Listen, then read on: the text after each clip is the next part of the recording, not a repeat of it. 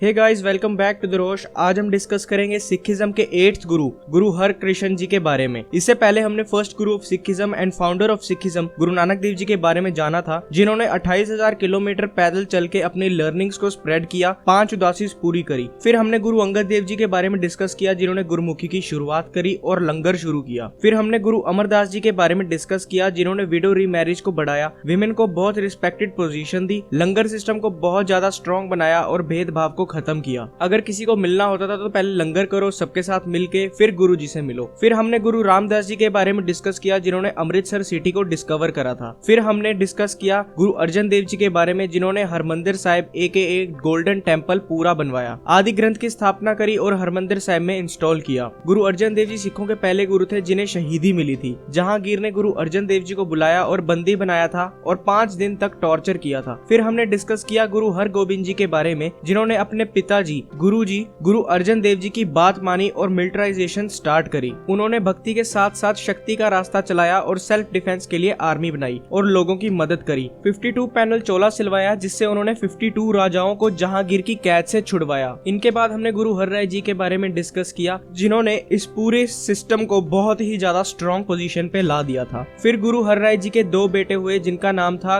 राम राय जी और हरकृष्ण जी। तो जो छोटे बेटे थे हरकृष्ण जी, उन्हें गद्दी मिली और 8th गुरु बने। तो आज हम गुरु हरकृष्ण जी के बारे में डिस्कस करेंगे। So without wasting any time, let's get started.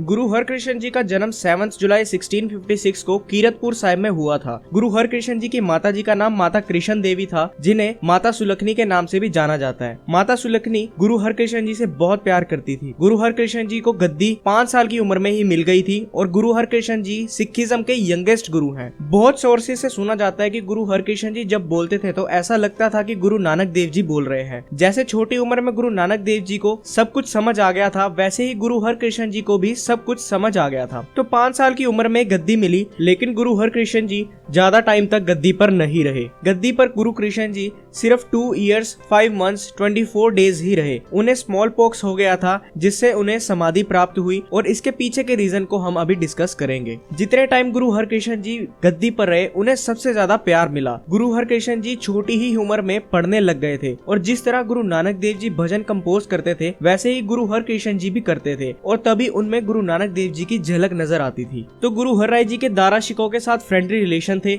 और एक बार गुरु हरराय जी ने दारा शिकोह को ठीक करा था, जब दारा शिकोह के खाने में उसी के भाई औरंगजेब ने जहर मिला दिया था। तो उसके बाद बैटल ऑफ समूगढ़ लड़ी गई और दारा शिकोह वहां से भाग गया। इसके बाद फिर औरंगजेब ने ताज पहना तो उसने कहा कि दारा शिकोह को ढूंढो, और जब दारा शिकोह पकड़ा गया तो औरंगजेब ने कहा कि उसका सर काट के लेके आओ। लेकिन उससे पहले दारा शिकोह को जब पकड़ा गया तब उसको पूरी दिल्ली में घुमाया था। उसे भिखारियों के कपड़े पहनाए थे, मरियल से हाथी पे बिठा के पूरी दिल्ली में घुमाया, और जिसने भी वो नजारा देखा उसकी रूह कांप गई और औरंगजेब के लिए बस बद्दुआ ही निकली। उसके बाद दारा शिकोह का सर कलम करा और औरंगजेब के सामने रखा गया और औरंगजेब ने उसे देखा भी नहीं। तो ऐसे रिलेशन थे औरंगजेब के दारा शिकोह के साथ। तो औरंगजेब ज्यादा खुश नहीं था ये देख के कि सिखिज्म बहुत ज्यादा एक्सपैंड हो रहा है, स्टेट विद इन स्टेट बन रही है और इतनी छोटी सी उम्र में गुरु हरकृष्ण जी इतने बड़े बड़े काम कर रहे हैं। लोग जो थे वह मुगल में जाने की बजाय सिखिज्म में कन्वर्ट हो रहे थे, लोग इतना जुड़ रहे थे सिखिज्म से। तो ये देख के औरंगजेब ने गुरु हरकृष्ण जी को बुलावा भेजा। जैसे औरंगजेब ने गुरु हरराय जी को बुलाया था और गुरु हरराय जी ने अपने बड़े बेटे राम राय को भेजा। तो राम राय से मिलने के बाद औरंगजेब चाहता था कि राम राय अगला गुरु बने, जिससे कि सारा सिखिज्म का कंट्रोल औरंगजेब के पास आ जाए। लेकिन ऐसा नहीं हुआ। गुरु हरराय जी ने राम राय को एक्सकम्युनिकेट कर दिया और हरकृष्ण जी को अगला गुरु बनाया। तो इन सब से औरंगजेब का मूड और खराब हो गया। तो औरंगजेब की तरफ से राजा जय सिंह ने बुलावा भेजा। गुरु हरकृष्ण जी जब गए तो सभी को साथ लेके गए, अपनी फैमिली को।